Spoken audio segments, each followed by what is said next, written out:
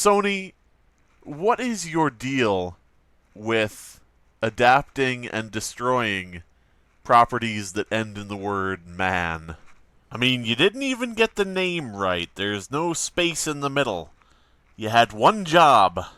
So if you're a fan of the Sci-Fi Channel's Channel Zero, I guess you're going to like the Slenderman movie because it's full of a lot of the same stuff.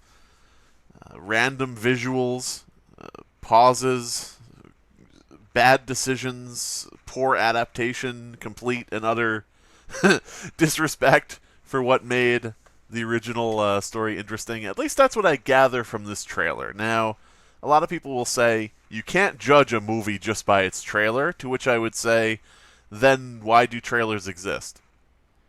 Because they're making a trailer, you see, to help you judge the movie. Like, they just want you to judge it well. They want you to think it's good. The trailer starts off in the typical fashion. Where is this? Why are we here? Who is that? Where did they go? Who are these people? Why are they there? And yeah, I mean, I could think of one reason kids would be hanging out in the graveyard, and I tried so hard! It got so far! But in the end, it doesn't even matter! I guess the first thing that really popped out to me about the trailer was how much it looked like everything else. I mean, you've got the Blair Witch dolls. You've got the dark spot growing on the wall that you see in every friggin' horror movie like this. This set design right here, oddly enough, reminds me a lot of Google image search. Nothing in this trailer seems like it's anything original or interesting, but I guess that's what we can expect from a film that came out 6 years too late.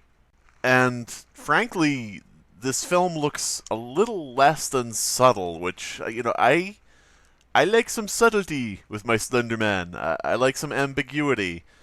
But this trailer does not look like it understands the nuances of subtle psychological horror. One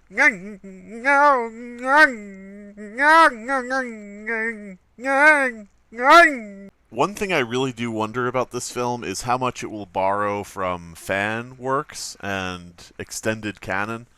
The owners of the Slenderman property, do they really have the ownership of Marble Hornets or the Slender fan games or anything like that, where they injected this idea that Slenderman made you write down these crazy notes like always watches, no eyes, or he made you draw a circle with an X through it in marker. I see shades of these things in the trailer, and maybe I'm reading too far into it, but it seems a lot like they're going to just be wholesale taking from like fan mythos, which is not something that they own technically. I mean, you could say it's a derivative work, but still it's kind of sketchy. I mean, and of course the obvious thing, why not just make up their own content? Why not build off of the Slenderman property that they own in their own direction instead of quote-unquote borrowing from fans? I guess the real problem I can see right now is myself and others have seemed to notice that the movie might be taking a bit of inspiration from the Slenderman stabbing incident. I'm not sure. Again, judging by the trailer, and just judging by what's contained within the trailer, could be completely wrong. But I mean, you have a group of young girls, you have a missing child, you have the girl strapped down in a crazy house. It makes me wonder if one of these girls goes missing by way of Slenderman, and then the other girls are blamed for taking her out into the woods and murdering her. I don't know if that's the case. It just seems that way from the trailer. Now, of course, I have to keep saying it because people will give me shit. Remember, I could be wrong. I'm just guessing based on what we're seeing. And I'm sort of speculating. My main problem with this is not only the question of whether it's a bit morbid and, again, sketchy to take from that real-life event. But the biggest problem is it's already been done. I mean, there was some USA television show or some, I don't know, one of those bullshit cable channels where they had a show, I think it was called Monsters or something, where it was based on the Slender Man stabbing incident about two girls and their friend goes missing, and nobody believes them that it was the, monster that lives in the woods. And we don't need two things based off that incident. Can we agree about that? Beyond the moral argument, can we at least agree that we don't need two Slender Man stabbing adaptations? Jesus Christ. There's also one part of the trailer that really makes me question what exactly the quality level is going to be here. Check out this line and tell me what she's saying. Like a virus. Vampires? Like a virus. Umpires? Like a virus. Pirates? Like a virus. I already mentioned how this movie seems to be ripping a few other films, but there's more. I don't think I could cover it all in depth, so let's just do like a rapid-fire round of references.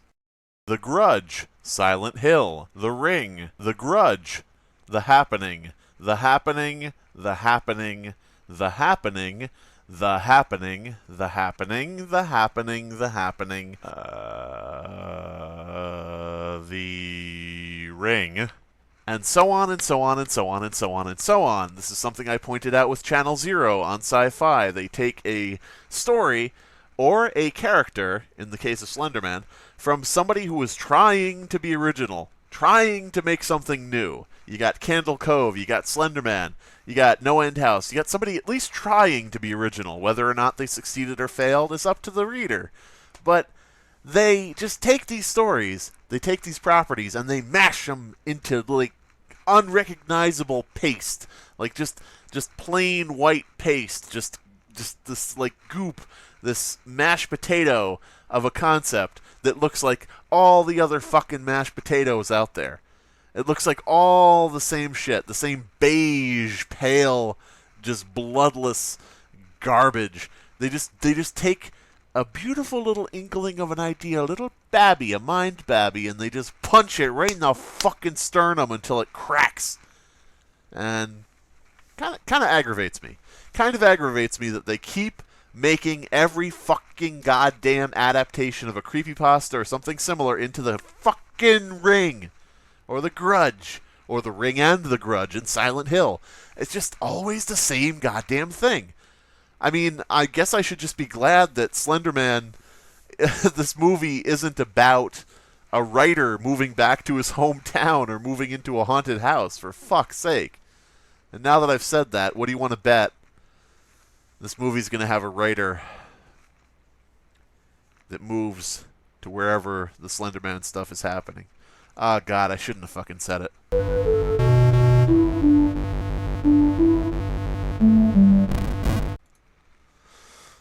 Whew. So you may be asking yourself, Slime Beast, if you think you're so great and powerful and mighty and wonderful and such a fucking genius, why don't you tell us what your ideal Slender Man trailer would have been? Okay, through the power of editing, I'm going to show you what I would consider to be the perfect Slender Man movie trailer. Here we go.